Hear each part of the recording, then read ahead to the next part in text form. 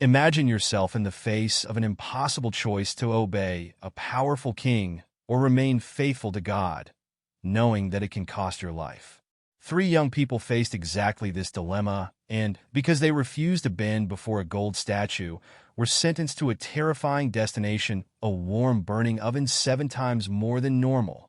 But what happened inside the fire left the king without words, something that challenged all human logic. How did these young people out unharmed from something that should be their destruction? What's more, why did a fourth mysterious figure appear alongside them among the flames? This is one of the most impactful stories of the Bible, full of courage in the face of persecution, obedience to God, and an unshakable testimony of faith. Get ready to discover the miracle in the fire and what it means to your life today. Let's go. Shadrach, Meshach, and Abednego were not only three young people in Babylon. They carried an unshakable faith and refused to worship any other god beyond the true God. But this put them directly with King Nebuchadnezzar, who ordered everyone to bow before a gigantic gold statue. Those who disobeyed would face a terrible destination, to be released into a burning oven. The pressure was immense, but they knew they couldn't betray their faith. As thousands kneeling before the statue, those three young people remained firm, challenging the royal order. It was a shocking scene. How did anyone dare challenge the most powerful man on earth? But they knew that worshiping idols was a sin and were willing to face any consequences to remain faithful to God. No matter what happened, they would never exchange their devotion for momentary security. This attitude soon reached the king's ears, and the fury of Nebuchadnezzar was immediate. How could anyone refuse to obey his decree? For him, this was an unacceptable insult, a direct challenge to his authority.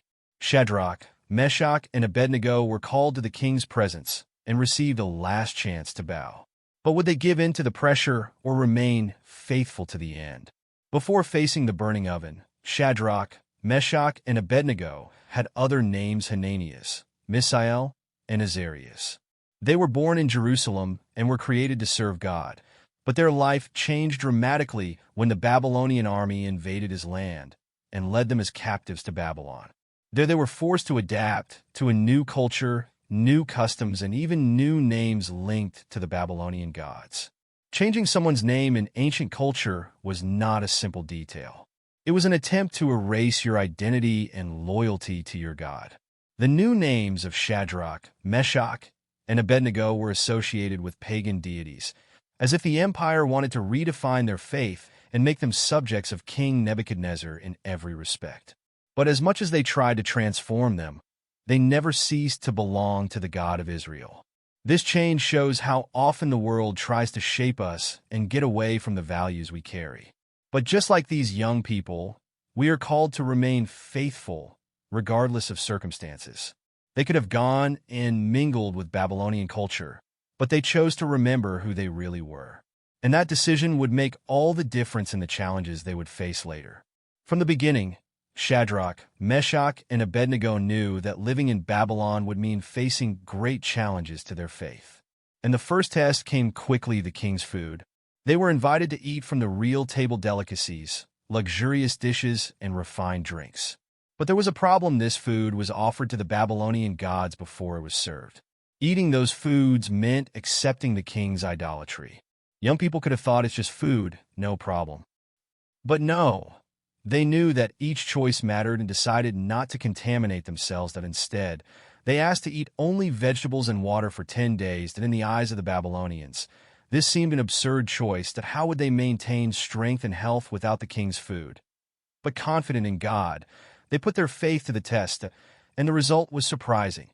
At the end of 10 days, Shadrach, Meshach, and Abednego were healthier and stronger than any other young man who ate from the royal table. God honored his faithfulness, and that proved that he was with them. This first test of faith was just the beginning, because even bigger challenges were coming. If they remained faithful in the little one, they could trust God for the great challenges. King Nebuchadnezzar, full of pride and vanity, decided that he needed a grand demonstration of power. Then he ordered the construction of a gigantic gold statue over 27 meters high. The decree was clear the moment the music played. Everyone should bend and worship the statue. Anyone who refused would face severe punishment, be thrown into a burning oven. The news spread quickly, and on the day marked, a crowd gathered to obey the royal decree. As soon as the instruments touched, thousands knelt before the statue, but three young people remained standing. Shadrach, Meshach, and Abednego knew that worshiping any other god was a sin, and even under threat of death, they did not betray their faith while everyone surrendered to fear. They remained firm, but challenging a powerful king had consequences. It was not long before young people ran to Nebuchadnezzar to report them to furious. The king could not believe what he heard. How did anyone dare to disobey his order? Without wasting time, he ordered the three and gave them one last chance: either bowed or would be thrown into the furnace. What would they do in the face of this pressure?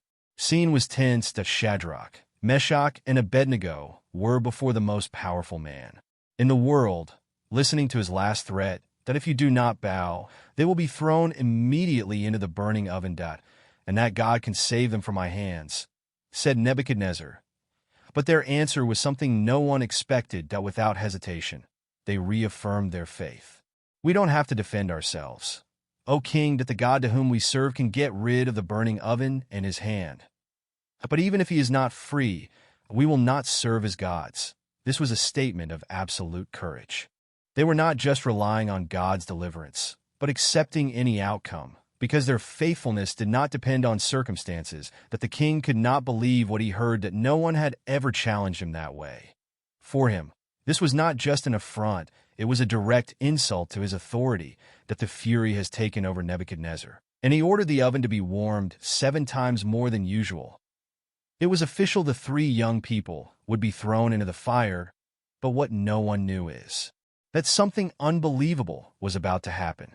Nebuchadnezzar was out of his own, that he had not only been challenged, but publicly humiliated by those three young people who refused to worship his gold statue. That his anger was such that he had the oven heated 7 times more than usual. That the heat was so intense that the flames escaped from the furnace, as if they wanted to devour everything around. The strongest soldiers of the army received the order to tie Shadrach, Meshach, and Abednego immediately. That the king wanted everyone to see the fate of those who dared to challenge his authority and reject idolatry. That they were taken to the edge of the oven, and the heat was unbearable. But even so, they did not try to escape. They did not beg for their lives and did not renegade their faith. That the order was given, that the soldiers thrown them into the fire. But something unexpected happened at that very moment.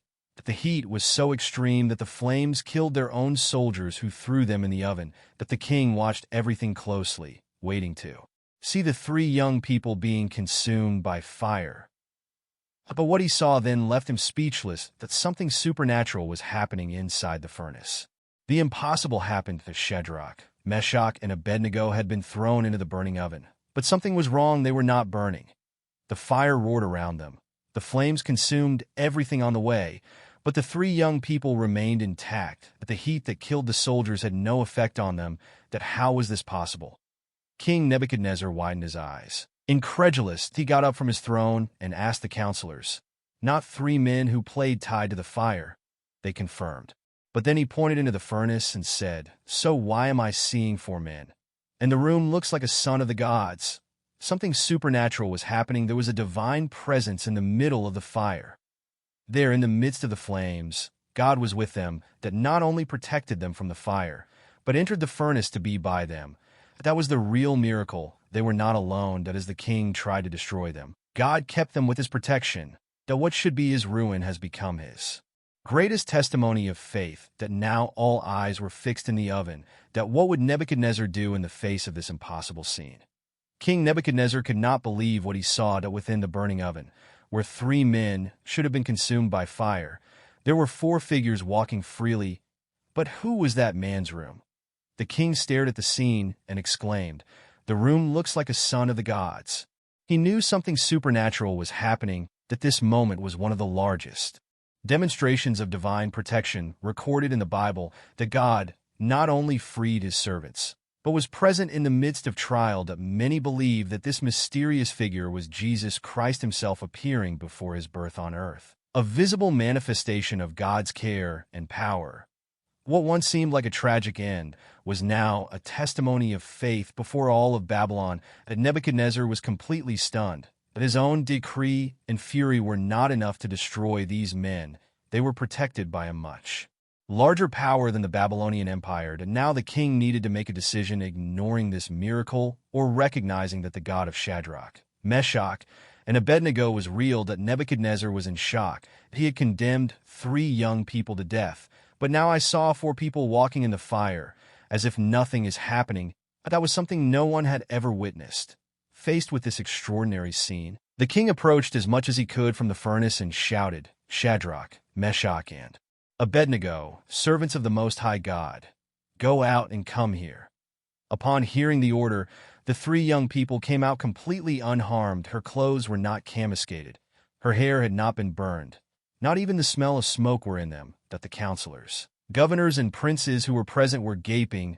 To all witnessed that the God of Israel was real, and that his power was greater than any decree of a human king. That at that moment, the unshakable faith of those young people had transformed the heart of an emperor. That Nebuchadnezzar, who once demanded worship for himself, now recognized that there was a God above all the gods, capable of ridding his servants of fire.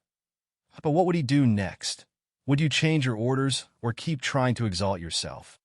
The mighty Nebuchadnezzar, who once demanded that all would bow before his golden statue, now saw his authority surpassed by a much greater God. That in front of all the people and their governors, he did something surprising. He proclaimed a new decree that instead of demanding worship of himself, he ordered no one else to speak against the God of Shadrach, Meshach, and Abednego.